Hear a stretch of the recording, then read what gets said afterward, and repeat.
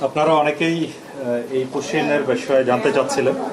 মূলত এই গত 7ই মে রাতের বেলা 7ই মে এবং 8ই মে এই দুই দিনে 202 জনকে আমরা পেয়েছি, যাদেরকে এই বিএসএফ বিভিন্ন কর্নারে পুশিন করেছে এবং এমন জায়গায় যে জায়গায় জনগণ নেই, জনবসতি নেই, সেরকম জায়গায়। এবং আপনারা জানেন যে সীমান্তের প্রত্যেকটি স্পট তো ফিজিক্যালি অকুপাই করে রাখা যায় না, তো যে জায়গাতে কেউ ছিল না এরকম সুযোগে করেছে।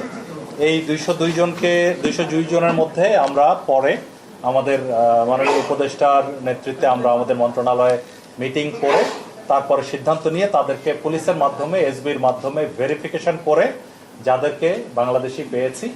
অ্যাকচুয়ালি এরা গত 2-3 বছর থেকে শুরু করে অতীতে 20-25 বছর আগে বিভিন্ন সময়ে নানান কাজে ভারতে গিয়েছিল।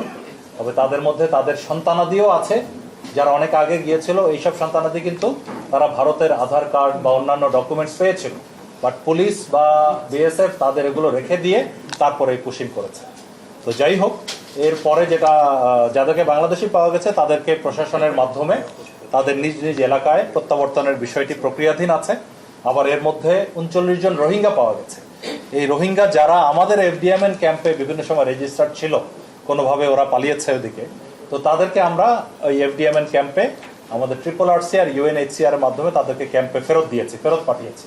তবে এর মধ্যে একটি অ্যালার্মিং বিষয় হলো, যেটা মাননীয় উপদেষ্টা একটু হিন্টস দিয়েছেন, যে এর মধ্যে আমরা কিছু রোহিঙ্গা পাওয়া গেছে যারা ভারতের UNHCR এর রেফিউজি, ওইখানে রেজিস্ট্রেশন করা, আইডি কার্ডও আছে। এটা আমরা এই আমাদের দেশীয় UNHCR এর মাধ্যমে, আমাদের পররাষ্ট্র মন্ত্রণালয়ের মাধ্যমে এই জিনিসটা আমরা সবাইকে জানাতে চাই যে এটি একটি মানবাধিকার লঙ্ঘনের সামিল।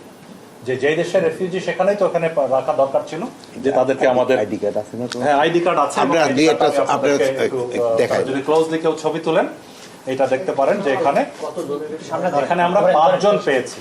হ্যাঁ, একটা দেখাচ্ছি আমি, এই 5 জনের একটা দেখাচ্ছি এখানে।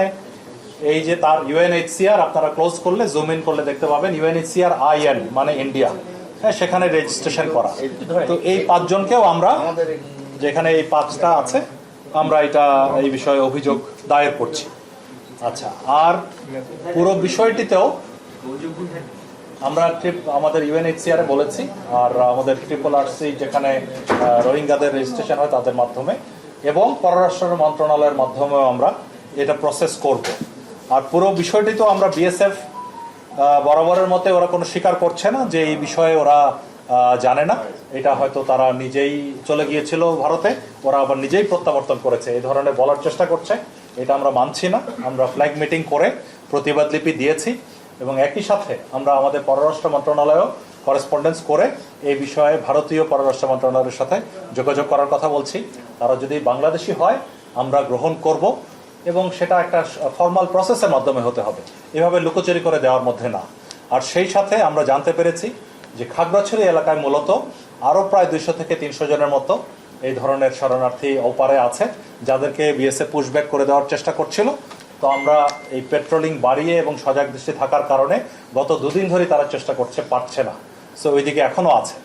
আর ইতিমধ্যে আবার ওইদিকে গ্রাউন্ডে না পেরে আপনার সুন্দরবনের এদিক দিয়ে একটি রিমোট একটি চর, মান্দারবাড়িয়া একটি চর আছে, সেখানে ওরা কোনো একটা ভারতীয় কোনো জাহাজের মাধ্যমে এসে আমাদের আরও 78 জনকে ওখানে ফেলে গেছে, যেটা কোস্টগার্ড তাদেরকে উদ্ধার করে, সেটা কোস্টগার্ডের এলাকা উদ্ধার করে তাদেরকে নিজ এলাকায় পাঠানোর বিষয়টি প্রক্রিয়াধীন আছে। তো আমরা সজাগ দৃষ্টি রাখছি, পাশাপাশি আমাদের মন্ত্রণালয় তথা পররাষ্ট্র মন্ত্রণালয়ের মাধ্যমে এটা ভারতের সাথে এই বিষয়ে আমরা প্রতিবাদ জানাচ্ছি।